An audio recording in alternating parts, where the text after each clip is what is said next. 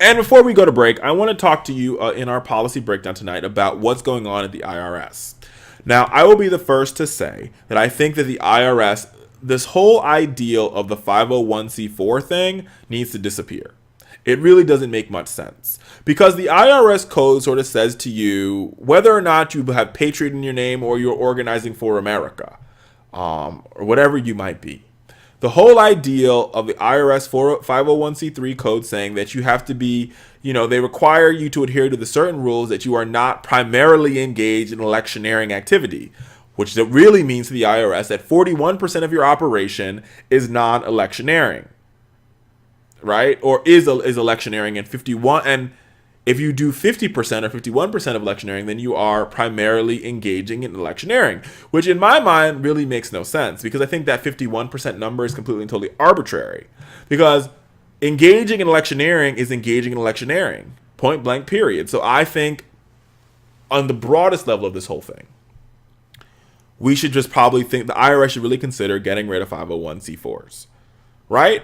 But beyond that point, the truth of the matter is that right organizations have been very clear that they will use 501c4s to get their message across because of the fact that you can anonymously donate to them.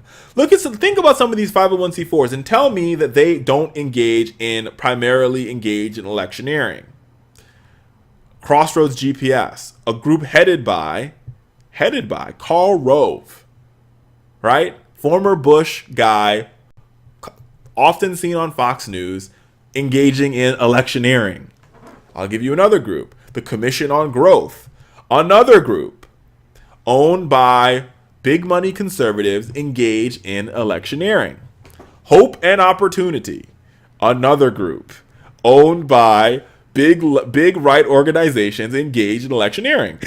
America Future Fund, which is really just a super PAC in disguise as a 501c4 where they don't have to announce their donors.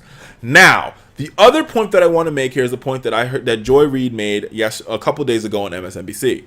Now, while these groups were asked more questions, as they should have been because they had Tea Party or Patriot in their name, none of them were denied their 501c3 right. They were actually given their 501c3 right. But in 2004, the NAACP, the nation's one of the longest standing civil rights group, they were audited by the IRS. The IRS actually took actions against them. The Bush IRS took actions against them, and there was no outrage from the conservative right. There was no outrage about how this wasn't fair. America, this is what I call conservatives getting the best of it. Don't get me wrong, IRS is wrong here, but conservatives, a mess. Right back in flash with this break.